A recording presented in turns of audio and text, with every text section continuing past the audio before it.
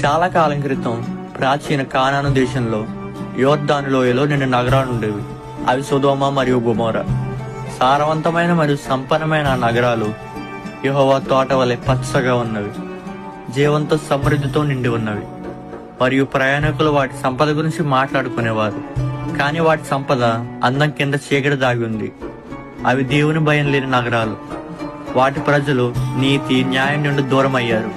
హింస, అహంకారం మరియు క్రూరత్వం వారి జీవన విధానంగా మారింది. వారి వీధుల్లో ప్రార్థన గీతాలకు బదులుగా అపహాస్యం ప్రతిధ్వనించింది. వారు పరదేశిని తిరస్కరించారు, నిస్సహాయులను అణిచివేశారు. వారు పాపాన్ని ఆనందించారు, దాన్ని స్వేచ్ఛ అని పిలిచారు.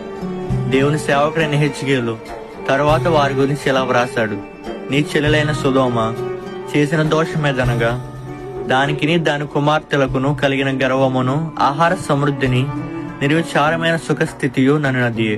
అది దీనులకును దరిద్రులకును సహాయం చేయకుండానే వారు అహంకరించి నా దృష్టికి హేయక్రియలు చేసిరు గనుక నేను దాన్ని చూసి వారిని వెళ్ళగొట్టి తిని.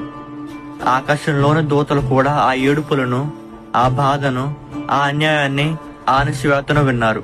కాబట్టి యెహోవా తానే దాన్ని చూడటానికి దిగి వచ్చారు. ఒక దినమందు